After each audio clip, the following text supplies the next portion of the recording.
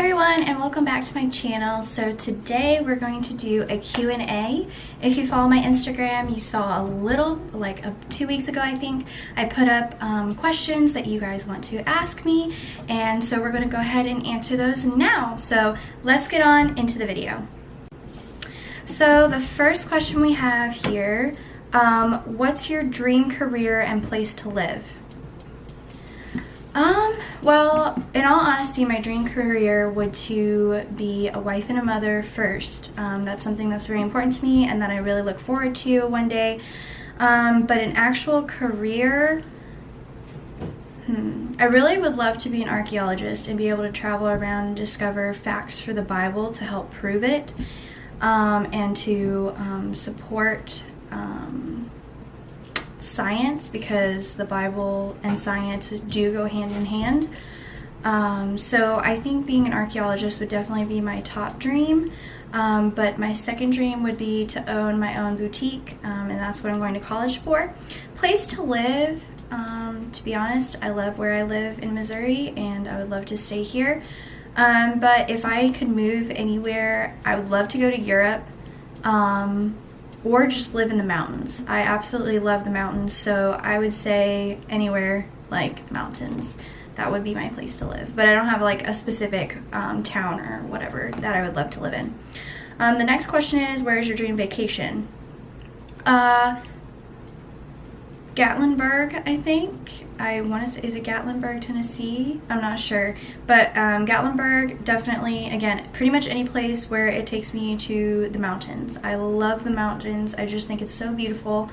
And yeah, that's pretty much it. I would definitely love to go out east, or yeah, out east in the United States, but also go to the Middle East. I hope to do that one day. So that would be super fun. The next question is, what inspired you to start a YouTube channel? Good question. I always enjoyed watching YouTube, watching people's lives and seeing how they do, whether it's college videos or a day in the life of me or whatever. I always kind of enjoyed that, and I really wanted to have a channel of my own, but I just wasn't sure if that would be something that I could pursue, and now I'm doing it. So I'm enjoying it and having a lot of fun. And I also wanted to have a channel that would kind of inspire people and just kind of help them to have a pickup when they're having a rough day. So yeah. Next question. What you did during quarantine? What is the thing you're looking forward to most in college? Okay, sorry, those are two questions. I didn't really do much in quarantine. Spent time with my mom, watched TV. Didn't really do much. So that's about it. That's about all I did. The thing that I'm looking forward most in college is just having the whole experience. Like, it'll be the first time I'll be like technically on my own and have my own like space away from my parents' house.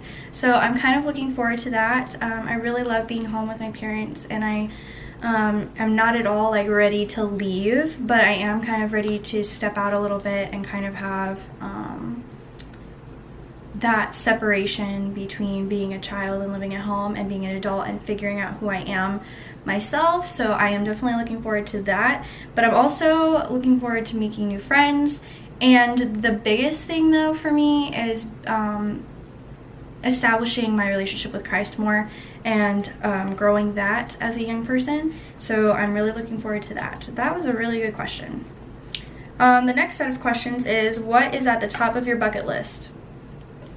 Definitely being an archaeologist. I would love to do that, but again, that's something that's kind of like way out in the future, and I'm not really sure if that will ever happen, but you only have one life to live, so I'm going to try my hardest to be able to do that dream, so we will see. And also being able to just travel all over Europe. I absolutely love the idea of going over to Europe and just exploring all the different countries over there, and that would be super awesome to go to and just kind of travel around there. I would also love to go and like meet friends that I've met on social media and just whether they're overseas or here in the US, being able to meet them and spend time with them and get to know them.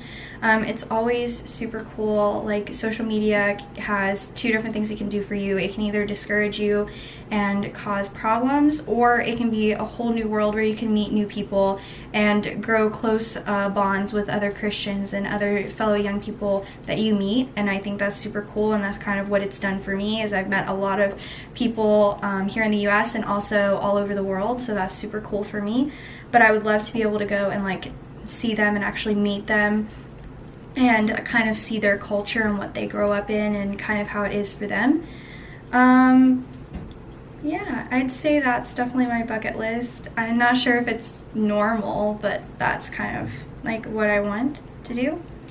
Where's your favorite place to shop? Okay, so in store, my favorite place to shop is TJ Maxx. All time. Love TJ Maxx. I love the bargains you get. I love the variety. There's always something new, and I never walk out of there without a purchase. So I love TJ Maxx. And online-wise, I love Inherit Co., Neesee's dresses. Like, these are all like boutiques for like modest clothing.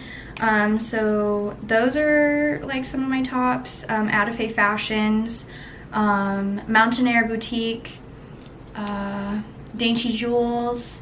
Like, there's so many different ones that I absolutely love. The Skirt Lady Boutique is another one. I think that's what it's called. So those are like several other ones. I can leave links down in the description box for you all so that you guys can look those up. But those are like my favorite places to shop. But as far as like being able to go and shop like in store, TJ Maxx is definitely like my all-time favorite. How do you get back on track with quiet time with the Lord when you've fallen out of it? Yeah, that's a tough question because I'm kind of struggling with that right now. But I would say the key is just discipline. You really have to discipline yourself to do it. Even if you don't want to do it, get up, schedule a time, whether it's in the afternoon before you go to bed, or evening, or at lunchtime, or in the morning. Definitely set out the time for the Lord. I would say, though, that mornings work best in that you wake up, you have a specific time that you wake up, whether that's earlier to allow you to go to school or whatever. Get up a little bit earlier, whether it's 30 minutes earlier, an hour earlier, 10 minutes earlier, whatever it takes to get you to start that time with the Lord. I know a lot of people assume that you need to spend tons of time with the Lord in the morning, but start in baby steps, especially if you've fallen out and you're getting back into it. Starting out again is it's a struggle. So set like 15 minutes with the Lord in the morning and just start with reading a chapter or whatever and praying. Prayer is definitely something I find very important with your time with the Lord. You need to set aside time to just pray and make a list. I know a lot of people ask me to pray for them, so it's always easier for me if I make a list, and then I can go back and pray for them in the morning and specifically call it out. And also, whenever I think about them during the day, just say a small prayer in my head, be like, Lord, watch over them, help them with this situation. So that's always helpful. But I would say definitely write a list of things you want to pray for and people you want to pray for. Read a chapter a day in your Bible. It doesn't have to be a full chapter. Sometimes reading a full chapter can be really confusing, and we don't pick up quite as much as if we would just read 5 or 6 verses. But meditate on those verses. Don't start out with 30 minutes or an hour. Start out with something small like 10 or 15 minutes a day to set aside for time with the Lord. I would say 15 because 10 goes by really fast. So whether that's 10 minutes of reading and 5 minutes of praying or whatever you want to do. But set out small goals, and that will help you to ultimately get back into spending time with the Lord. And then the last question is, what is your middle name? What's your favorite color?